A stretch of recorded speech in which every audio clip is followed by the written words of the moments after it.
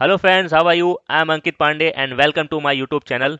तो आज का जो हमारा टॉपिक है वो है सिलेक्शन ऑफ पोटेंसी। जिन स्टूडेंट को या डॉक्टर्स को पोटेंसी सिलेक्शन में प्रॉब्लम होती है, ये वीडियो उनके लिए बहुत यूज़फुल है। यहाँ मैं आपको पोटेंसी सिलेक्शन के बारे में डिटेल से बताऊंगा। तो अगर आपने मेरे चैनल को अब तक सब्सक्राइब नहीं किया है तो प्लीज़ सब्सक्राइब कीजिए और इस वीडियो को लाइक कीजिए ताकि इसी तरह के और भी वीडियोज़ आप तक पहुँच सकें। तो आइए शुरू करते हैं हम अपना टॉपिक सिलेक्शन ऑफ पोटेंसी। तो सबसे पहले अब हम देखेंगे की पोटेंसी क्या होती है। पोटेंसी का मतलब है पावर। मतलब पोटेंसी मेडिसिन के अंदर छिपी हुई वो पावर है जो कि पोटेंटाइजेशन के द्वारा अंदर से बाहर निकल जाती है। मतलब पोटेंटाइजेशन एक प्रोसेस है जिसमें ट्राइचुरेशन और सक्शन दो प्रोसेस होते हैं, जिससे मेडिसिन के अंदर छिपी हुई पावर को बाहर निकाला जाता है या फिर एक्टिवेट किया जाता है। तो इसलिए पोटेंसी क्या हुई? Potency is the power of a medicine aroused and activated by the process of potentisation, trituration and suction. Okay, अब हम बात करेंगे डिफरेंट स्केल्स ऑफ पोटेंसीज के बारे में, जिसमें तीन तरह के स्केल्स होते हैं। पहला है डेसिमल स्केल, दूसरा है सेंटीसिमल स्केल और तीसरा एलएम पोटेंसी। ठीक है, डेसिमल स्केल जो होता है वो होता है डाइल्यूशन फैक्टर इज 1/10, मतलब 1 part of drug with 9 part of vehicles. मतलब इसमें 1 पार्ट ड्रग का है और 9 पार्ट व्हीकल्स के हैं। व्हीकल्स क्या होता है? जिसमें ड्रग सॉल्युबल होता है, जैसे अल्कोहल है या फिर डिस्टल वाटर है। इसको एक्स या डी से डोनेट करते हैं। तो ये जो 1 part of drug with 9 part of vehicles मिलाने से जो पोटेंसी बनी उसे हम बोलेंगे 1x या 1d पोटेंसी। और हमें अगर 2x बनाना है या फिर 2d पोटेंसी बनानी है तो कैसे बनाएंगे? जो हमने 1x पोटेंसी बनाई है उसका 1 पार्ट लेंगे और उसमें 9 पार्ट व्हीकल्स मिलाएंगे तो हमें 2x पोटेंसी मिलेगा। ओके, अब हम इसी तरह सेंटीसिमल स्केल देखेंगे। इसमें डाइल्यूशन फैक्टर होता है 1/100। तो मतलब 1 part of drug with 99 part of vehicles. तो इसे 1c या 1ch से डोनेट करते हैं। जैसे कि आप बहुत बार सुने होंगे कि 30ch या 30c। तो जैसे हमें इसका 2c या 2ch बनाना है तो कैसे बनाएंगे? 1c लेंगे हम 1 पार्ट में और 99 पार्ट लेंगे हम व्हीकल्स, तो बनेगा 2c। इसी तरह हम 30 टाइम्स करेंगे तो 30 पोटेंसी या 30ch पोटेंसी हमको मिल जाएगी। अब आता है एलएम पोटेंसी। एल का मतलब होता है रोमन में 50। तो इसमें क्या होता है कि इसमें डाइल्यूशन फैक्टर होता है 1/50,000। मतलब इसमें ड्रग को 50,000 टाइम डिक्रीज किया जाता है। ठीक है, ये 6th एडिशन में आया था। ओके, अब हम बात करेंगे कि लो, मीडियम और हाई पोटेंसी कौन कौन सी हैं। तो लो पोटेंसी में 30 से नीचे वाली सारी पोटेंसीज को रखा गया है, और मीडियम में 30c, 200c और 1m को रखा गया है। हाई पोटेंसीज में रखा गया है 1m से ऊपर वाली सारी पोटेंसीज को। अब हम बात करेंगे सिलेक्शन ऑफ पोटेंसी के बारे में। तो ये दो चीज़ों पे डिपेंड करती है। पहला है ससेप्टिबिलिटी ऑफ पेशेंट और दूसरा है नेचर ऑफ मेडिसिन। अब क्वेश्चन आता है कि ससेप्टिबिलिटी क्या चीज होती है। तो susceptibility is the general quality और capability of the living organism to receive a stimulus and to react accordingly. मतलब कि किसी लिविंग ऑर्गेनिज्म को हमने कोई स्टिमुलस दिया, जैसे अपनी मेडिसिन दी, तो उसमें ये क्वालिटी या कैपेबिलिटी होती है कि वो उसके अकॉर्डिंग रिस्पॉन्स देगा या फिर रिएक्ट करेगा। तो उसे ही उस लिविंग ऑर्गेनिज्म की ससेप्टिबिलिटी कहते हैं। और ये कहा जाए कि ससेप्टिबिलिटी हाई है तो इसका मतलब ये है कि उसे थोड़ा सा ही स्टिमुलस देने पर वो रिस्पॉन्स दे रहा है या फिर रिएक्ट कर रहा है। तो मतलब यहाँ पर ड्रग की जो क्वांटिटी है वो कम होनी चाहिए। मतलब कम ड्रग की क्वांटिटी में भी वो रिस्पॉन्स देगा। और हम जानते हैं कि जो ड्रग की क्वांटिटी लो है वो हाई पोटेंसी में होती है। जैसे हम एग्जांपल लें तो 30 ch में जो ड्रग की क्वांटिटी होगी वो सबसे ज़्यादा होगी, और 200 ch में उससे कम होगी, 1m में उससे ज़्यादा कम होगी और 10m में सबसे ज़्यादा कम होगी। ठीक है, तो इसलिए कहा जाता है कि जिसकी ससेप्टिबिलिटी हाई है उसे हाई पोटेंसी में मेडिसिन दी जाती है। और अब बात करें कि ससेप्टिबिलिटी ऑफ द पेशेंट किन किन फैक्टर पे डिपेंड करता है, तो वो 3 फैक्टर्स पे डिपेंड करता है। पहला फैक्टर है वो जो कि पेशेंट से रिलेशन रखते हैं, जैसे उसके हैबिट्स हुए, इन्वायरमेंट हुआ, तो इसे factor in relation to the patient. दूसरा फैक्टर है factor in relation to symptoms, मतलब जैसे उसके माइंड के सिम्टम्स क्या हैं, फिजिकल जर्नल्स क्या हैं, उन पे डिपेंड करेगा। तीसरा फैक्टर है factor in relation to the disease, मतलब डिजीज की नेचर क्या है, ठीक है, उसकी डायग्नोसिस क्या है, तो ये सब पे डिपेंड करेगा। ओके, अब हम इन तीन फैक्टर्स के बारे में पहले एक फ्लो चार्ट में देखेंगे, उसके बाद इसके बारे में डिटेल से बात करेंगे। तो पहला फैक्टर था factors in relation to the patient. तो उसमें पहला आता है एज, मतलब उस पेशेंट की या लिविंग ऑर्गेनिज्म की एज क्या है, उस पर उसकी ससेप्टिबिलिटी डिपेंड करती है। उसका कॉन्स्टिट्यूशन और टेम्परामेंट कैसा है, उसका हैबिट कैसा है, कहीं वो स्मोकिंग या फिर अल्कोहलिक तो नहीं है, ठीक है। ऐसे ही ऑक्यूपेशन कैसा है उसका, और इन्वायरमेंट पे डिपेंड करता है। इसी तरह दूसरा फैक्टर जो है वो factors in relation to symptoms. इसमें पहला आता है कि prescription predominantly determined by the mentals, मतलब इसमें मेंटल सिम्टम्स लिए जाते हैं।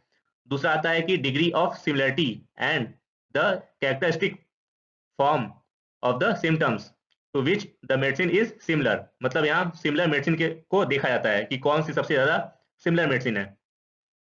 और इसके बाद हम पढ़ेंगे जॉस कॉन्सेप्ट के बारे में और स्टुअर्ट मॉडिफिकेशन के बारे में। और तीसरा फैक्टर है factor in relation to the disease. इसमें आता है कि नेचर ऑफ डिजीज क्या है, इंटेंसिटी क्या है डिजीज की, सीट ऑफ डिजीज क्या है, डिजीज किस स्टेज और ड्यूरेशन में है, मतलब कितने दिन हो गए, उसका कौन से स्टेज में है डिजीज, ठीक है, उसकी पैथोलॉजिकल कंडीशन। और फिर आता है previous treatment of the disease, वो कहाँ कहाँ से ट्रीटमेंट लेके आया है और कौन कौन सा ट्रीटमेंट लेके आया है, ठीक है, इसके बारे में हम बात करेंगे। अब हम बात करेंगे factor in relation to the patient.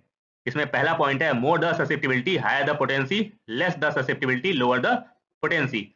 इसको मैं आपको पहले ही बता चुका हूं कि जिसकी ससेप्टिबिलिटी हाई होती है उसे हायर पोटेंसी की मेडिसिन देते हैं, और जिसकी ससेप्टिबिलिटी लो होती है उसे लोअर पोटेंसी की मेडिसिन देते हैं। इसमें पहला पॉइंट आता है एज। एज जो है ससेप्टिबिलिटी के इनवर्सली प्रोपोर्शनल होता है, मतलब जैसे जैसे एज बढ़ेगी वैसे वैसे ससेप्टिबिलिटी घटती जाएगी। इसलिए कहा जाता है कि बच्चों में और यंग जो पीपल हैं उनमें ससेप्टिबिलिटी ग्रेटेस्ट होती है, और जो बूढ़े लोग होते हैं उनमें कम होती है। Susceptibility is greatest in children and young and diminish with age. Okay, इसलिए चिल्ड्रन एंड यंग में मीडियम और हाई पोटेंसी यूज करते हैं, और ओल्ड एज में लो पोटेंसी यूज करते हैं। यहाँ पर मैं आपको एक बात बताना चाहूंगा कि अगर कोई 10 साल से कम उम्र का बच्चा आता है तो वहां आप लोअर पोटेंसी का ही यूज करें, क्योंकि उसकी जो इम्यून सिस्टम होता है वो कमजोर होता है, मतलब ससेप्टिबिलिटी उस टाइम बन रही होती है, ठीक है। तो इसलिए वहां पर आप 30 या 200 से शुरू करें, और 10 साल से ऊपर हो, यंग हो, तो वहां आप मीडियम मतलब 200, 1M, 10M पोटेंसी यूज कर सकते हैं। बट ओल्ड एज में आपको लो पोटेंसी यूज करनी है, 30 CH। ओके,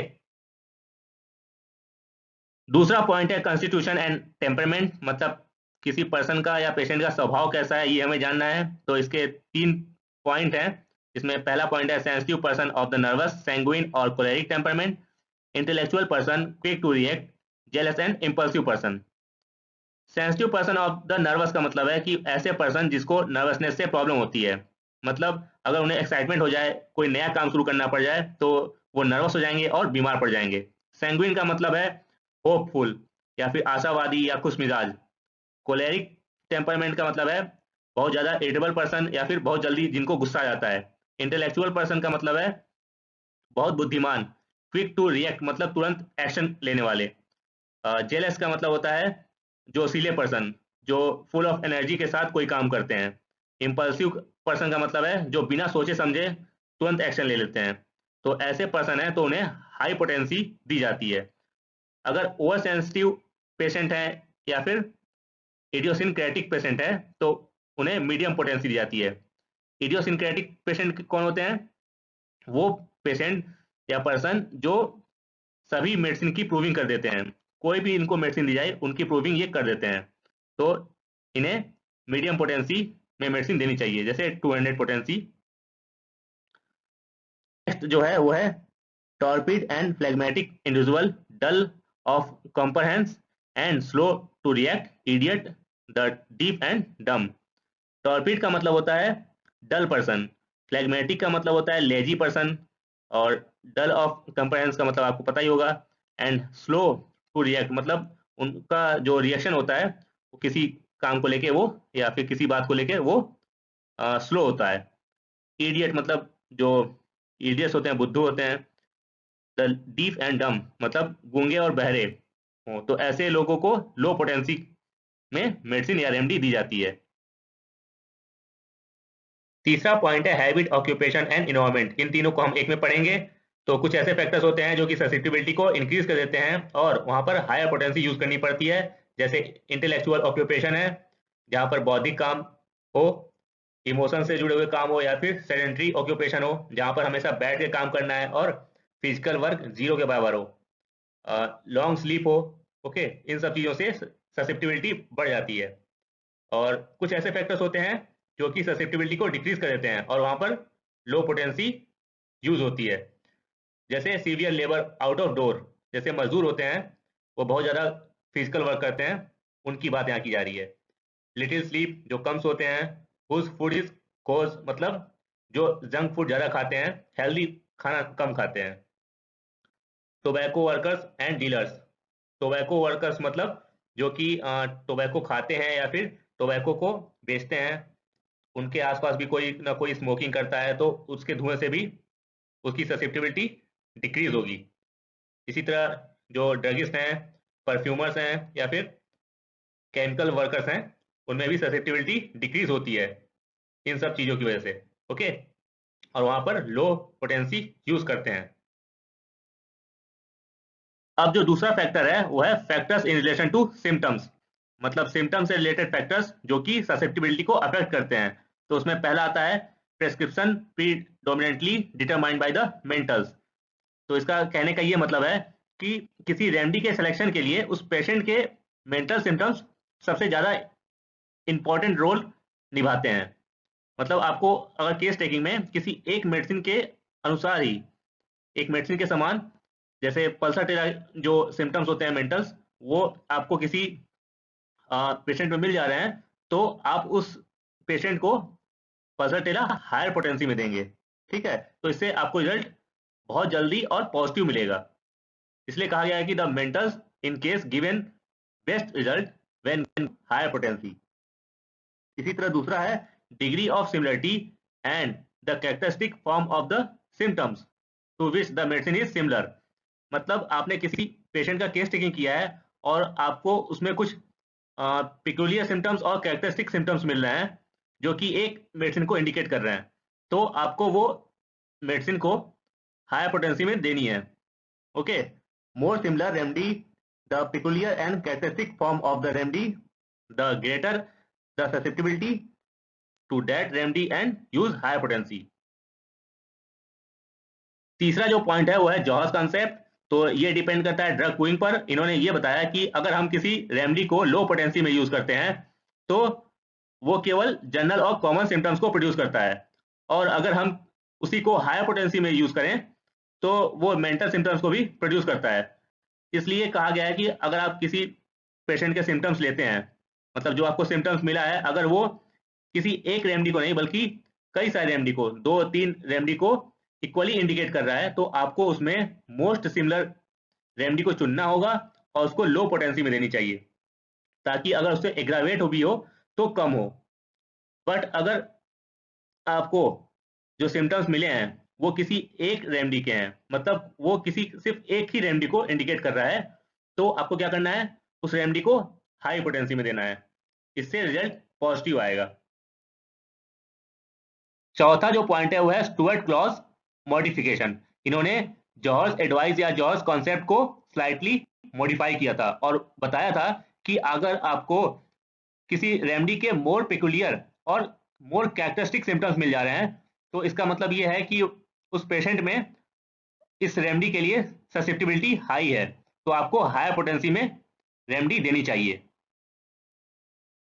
तीसरा जो फैक्टर है जो कि ससेप्टिबिलिटी को अफेक्ट करता है वो है factors in related to the disease, मतलब डिजीज से रिलेटेड फैक्टर्स जो कि ससेप्टिबिलिटी को अफेक्ट करते हैं। तो इसमें हम सबसे पहले पढ़ेंगे nature and intensity of the disease. मगर उससे पहले मैं आपको एक पॉइंट बताता हूं, अगर आपको कोई एक्यूट डिजीज मिल जाए तो वहां पर आप हमेशा हाई पोटेंसी यूज करेंगे क्योंकि ससेप्टिबिलिटी वहां पर हाई होती है। और कोई अगर क्रोनिक केस मिल जाए आपको, जैसे उसे बहुत साल से रोमेटिक आर्थराइटिस है, कोई भी प्रॉब्लम हो, मतलब बहुत ज़्यादा क्रोनिक हो, तो वहां पर आपको लो और मीडियम पोटेंसी को यूज करनी है। और सबसे सेफ पोटेंसी जो होती है वो 30 एंड 200 सेंटिसिमल पोटेंसी को माना जाता है। तो अब आते हैं पॉइंट पर। तो इसमें हम सबसे पहले नेचर को देखेंगे।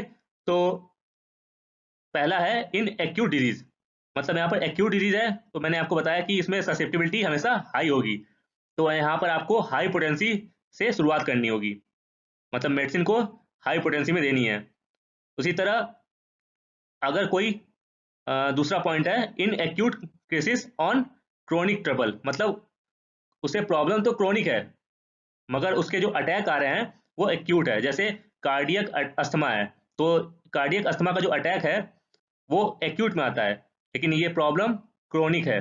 तो यहाँ पर आपको क्या करना है, प्रॉब्लम क्रोनिक है तो मीडियम और लो पोटेंसी को यूज करनी होगी। इसी तरह इन क्रोनिक डिजीज, तो यहाँ पर आपको क्या करना है, लो और मीडियम पोटेंसी को यूज करनी है। और ये मैंने आपको बता दिया कि 30 और 200 सेंटिसिमल पोटेंसी इज सेफ। इसमें दूसरा जो पॉइंट है वो है सीट ऑफ द डिजीज, मतलब डिजीज की स्थिति क्या है। अगर डिजीज बहुत ज़्यादा इंटरनल हो गया है, डीप सीटेड है और इसमें वाइटल ऑर्गन अफेक्ट हो गया है, तो मतलब ये एक तरह से क्रोनिक डिजीज होती जा रही है। तो यहाँ पर आपको लो और मीडियम पोटेंसी यूज करनी चाहिए। और इसमें तीसरा जो पॉइंट देखा जाता है वो है stage and duration of the disease, मतलब डिजीज किस स्टेज में है या फिर कितना टाइम हो गया डिजीज को हुए। अगर डिजीज इनक्योरेबल क्रोनिक केस आपके पास आता है तो आपको क्या करना है, सबसे पहले आपको ये देखना है कि उसकी वैटलिटी कैसी है।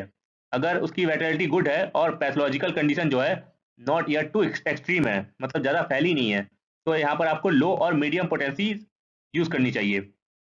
और अगर जो स्टेज है वो है terminal stage of chronic illness, मतलब एक तरह से टर्मिनल स्टेज आ गया है, तो वहाँ आपको लो पोटेंसी से शुरू करना चाहिए। ठीक है, लो पोटेंसी यूज। चौथा जो पॉइंट है वो है pathological condition of the disease, मतलब डिजीज की पैथोलॉजिकल कंडीशन क्या है। तो इसमें एक इंपॉर्टेंट पॉइंट आपको बता रहा हूँ कि more the pathology less is the potencies, मतलब जितना ज़्यादा पैथोलॉजिकल कंडीशन खराब होगी उतनी ही लो पोटेंसी आपको देनी है। इसलिए कहा जाता है कि when gross pathological change have taken place और some healing pathology is happening as in tuberculosis, it is safer and more effective to use a low potency of the indicated remedy, मतलब पैथोलॉजिकल कंडीशन बहुत ज़्यादा खराब हो गई है, मतलब बहुत ज़्यादा क्रोनिक केस है, तो यहाँ पर आपको क्या करना है, लो पोटेंसी यूज करनी है। और हाई पोटेंसी क्यों नहीं यूज करते हैं, उसका रीजन ये है कि higher potency bring on extremely severe curative reaction which the patient can not stand, मतलब यह है कि अगर आप इस पेशेंट को हाई पोटेंसी दे देते हैं तो इसकी जो क्यूरेटिव रिएक्शन होगा वो इतनी ज़्यादा होती है कि पेशेंट इसको झेल नहीं पाते हैं। अब जो पांचवा पॉइंट है वो है previous treatment of the disease, मतलब पेशेंट के प्रीवियस ट्रीटमेंट की भी जरूरत होती है पोटेंसी सिलेक्शन के लिए। ऐसा इसलिए क्योंकि जो पेशेंट आपके पास आया है वो पहले से ही एलोपैथिक या होम्योपैथी या किसी और पैथी की कई सारी मेडिसिन ले चुका होगा, तो इसलिए उसे लोअर पोटेंसी अफेक्ट नहीं करेगी और वो रिस्पॉन्स केवल हाई पोटेंसी के लिए करेगा क्योंकि उसकी ससेप्टिबिलिटी अब हाई हो चुकी है। और इसका दूसरा कारण ये है कि जो हाई पोटेंसी है वो एक तरह से इसके लिए एंटीडोट का काम करेगी, जो उसने प्रीवियस ट्रीटमेंट लिया है उसे एंटीडोट करेगी। तो इसलिए ऐसे पर्सन को आपको हाई पोटेंसी की रेमेडी देनी चाहिए। नेक्स्ट पॉइंट है नेचर ऑफ द मेडिसिन, जिस पर पोटेंसी सिलेक्शन डिपेंड करता है। इसमें 3 पॉइंट आते हैं मेनली। फर्स्ट है no source medicine prepared from inert substance and poison should be administered in high potencies. Highly active remedies like phosphorus use 30 potencies. Deep acting remedy use 30 potency example kali carb in gout, sulphur phosphorus tuberculinum in tuberculosis. तो friends, ये था हमारा topic selection of potency. इस topic से related अगर आपको कोई query है तो आप मुझे नीचे कमेंट बॉक्स में पूछ सकते हैं, मैं उसका जवाब जरूर दूंगा। एंड प्लीज इस वीडियो को लाइक कीजिए, सब्सक्राइब कीजिए, ज़्यादा से ज़्यादा शेयर कीजिए ताकि बाकी भी लोग सीख सकें। And thank you for watching.